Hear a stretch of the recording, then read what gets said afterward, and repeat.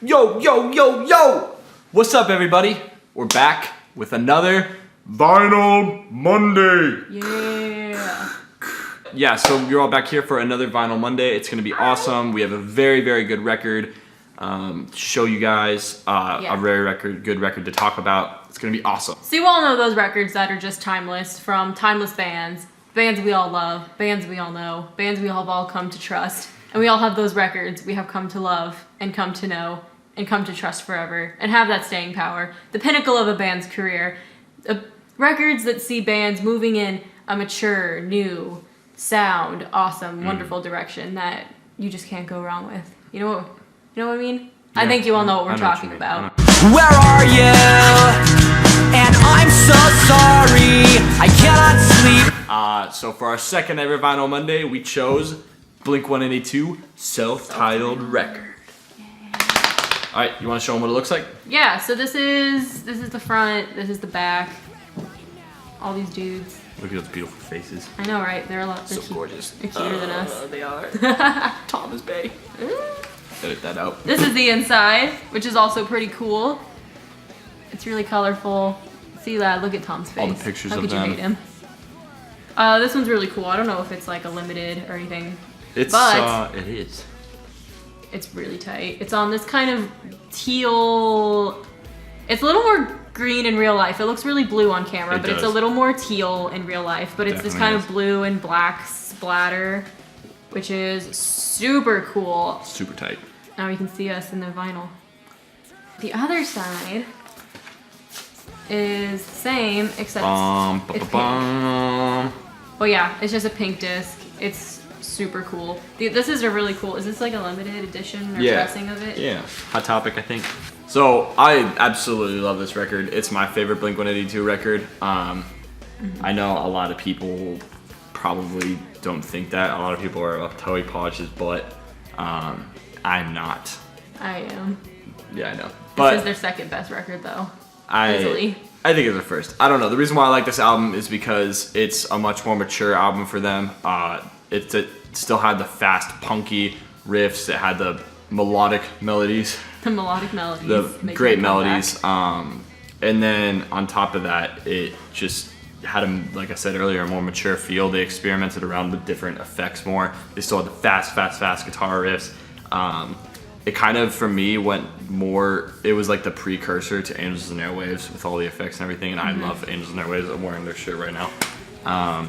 But it just had such great songs and such great songwriting. Yeah, the songwriting is definitely a lot more mature. I think maybe that little time skip from 1999 to 2003 when this album came out. Yeah. I think Tom and Travis did Boxcar Racer in between then. I think Tom. No, Mark and Travis was Boxcar Racer. I think you said Plus 44. No, I said Boxcar Racer.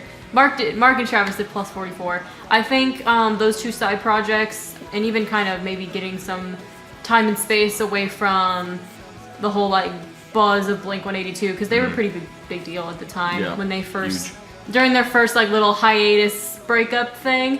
I think it was really good for them to maybe take a little break, explore some other options, explore some other music. And I think what they came together in 2003 and did was some much more mature songwriting. I think that they did a little bit of growing up. I think they had kids in between there. But I think maybe they all did a little bit of growing up, a little bit of experimenting with not only different music, but also did a little bit of soul searching into what they really wanted to do and what they could really achieve as musicians and songwriters. It's a lot darker, it's a lot heavier, it covers more themes of like adulthood and the downfalls of it, whereas their previous releases were more kind of like that angsty, rebellious youth sort of thing. I think this is kind of the aftermath of that almost. This record is kind of like a continuation of Take Off Your Pants and Jacket almost, from being like a lost, confused kid to being a depressed adult. It's like, I mean, it opens with Feeling This, fucking super catchy. One of those upbeat songs that like is super upbeat and super bouncy, but it's also kind of dark if you think about it. It's like about the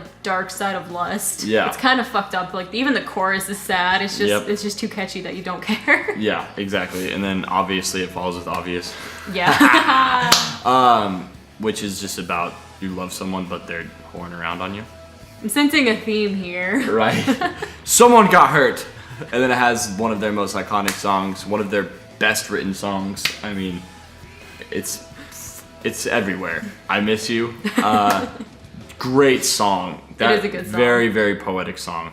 Even though it's kind of a meme nowadays, it's still a very good song. It's very good popular song. for a reason. And then songs like Violence, Stockholm Syndrome. I like Go. Go is probably one of my favorite tracks off the record. Just because I like how they did incorporate that kind of more like staccato-y drum riff. It's really catchy and it's still like got that like punk edge to it. Yeah. But again, the lyrics are kind of dark. Well, Travis, that's in like the drum beats. Like Travis, he's been messing around with hip hop and everything like that. He kind of established a style. Yeah, I think he feel kind of like. found. I think Travis kind of found All his the voice on hi-hat this record. beats, Hi-hat. snare rolls, hi-hat. What the hell? All the hi-hat beats, the snare rolls, everything like that. It's just a very, he got his groove going in this one. And then we have other songs. One of my personal favorites, Asthenia, I believe that's how you pronounce it. It's kind of like looking out, you could say like an astronaut looking at space and looking at Earth. What? Tom DeLonge Or- writing about astronauts? I know, right? Or just looking in at something that you miss. Could be a relationship, could be your cat inside and you're outside like going to work, like I just want to be there with you. Like anything like that. That song right there is pretty much, it's very early sounding Angels and Airwaves. You know that little like weird staticky sounding thing in the beginning? I Yeah. think that's footage taken from the Apollo 9 mission. I think. That's cool. I didn't know think. that. Speaking of Travis finding his voice in this record, he even wrote a song. He wrote Always, Yep. which is about a couple at rock bottom and the guy reaching out and being like, you know what? Like, shit sucks, but we still love each other and we can still make this work, even though, like, so many bad things have happened and we're just kind of stuck in this, like, perpetual spin. It's just kind of a couple coming together and saying, our love is strong enough to love rules all. To overcome this, I will always love you, basically. I will always love you. Which we're actually Nope. getting to now. Psych. Because Robert Smith was also on this Yeah, record. so Easy Target, it kind of is the precursor to all of this. And all of this, Robert Smith was on, the lead singer from The Cure. It's about, basically, I think it's about two guys wanting the same girl. Okay. You know what I mean? Like, Yeah, that's that why makes there's sense. two vocals on there, but that's just my interpretation of it. And fun fact, the Holly, the girl named Holly in this. So apparently, Robert Smith liked this girl in grade school called Holly, and she invited him over to his house, and he was love struck. He's like, "Oh my god, I love you so much," and she and her friends hosed him down, and he had to bike home wet, That's alone, so and miserable. sad. That's why his hair. depressing. That's why his hair looks like it does. Yeah. Because he got soaked and then It's his so hair had to air sad. dry on his bike and he got home and was like, "This is who I am." Yeah. Shout out to Holly, or we wouldn't have the Cure. Anyway, back on Blake. And then here's your letter, and then of course I'm lost without you. That's about being lost without somebody. Who would have thought?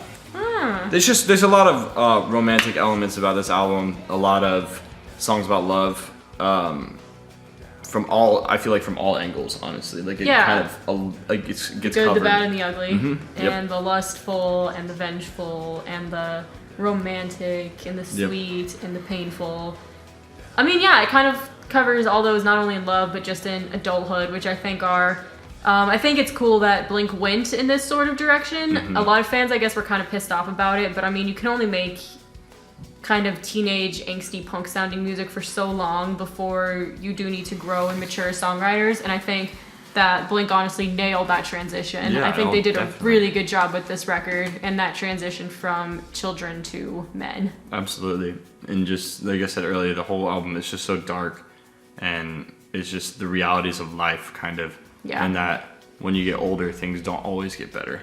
And it's kind of just realizing that, and Learning the to more live you with it. get into relationships, the harder they get, and it's just such mature songwriting for them, which is so awesome. Mm-hmm. And they just went all out with the instruments. They experimented so much Yeah. while still keeping that core Blink sound.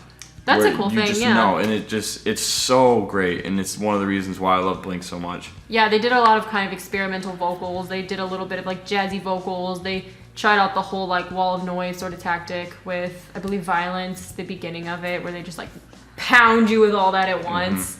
They'd never done really anything like that before. I think they were a lot more mindful of technique over noise in this record, Yeah. which I think is also why it sounds so good. So that wraps it up. Let us know what you think at the bottom. If you haven't checked out this record, it's definitely a good one to get into. If you want something that'll simultaneously make you really happy, but also kind of feel like you want to cry, listen to this. Yes. Yeah, if you like this video, go ahead and tell us why you like it. If you like this album, tell us why you like it. And if you hate this album, get the fuck off the channel. No. Psych, also tell you why you love it or why you hate it. We just want to talk to you guys about music. It's awesome. We take requests. Per request, we had this little one come in. She's stopped cleaning herself because she's realized she's on the video. And You're now famous. Oh, bum. Look at her cute face. Kitty, you're She's famous. so cute. But yeah, so just go ahead, let us know what you think. Yeah, thanks for tuning in to our next Vinyl Monday. Again, a little too structured. The setting is terrible, but we're working on it. Yeah, and Blink-182 for we're life. trying to get the cover song Wednesdays up. It's not working as well as we thought right now, just because we're in the process of moving our times off. It's kind of getting a little challenging to record, so we're gonna try to get that up as soon as we can. But it's really easy to make these videos, so we're always gonna post on Monday. The next couple weeks we'll definitely be starting cover song Wednesday, which we're really excited about. Yeah. There will be even some songs on this album maybe covered. Who knows? All right. Well, have a great day. Have a great night. Bye. We'll see you guys later. Bye. And I'm so sorry. You like Blink-182, don't you?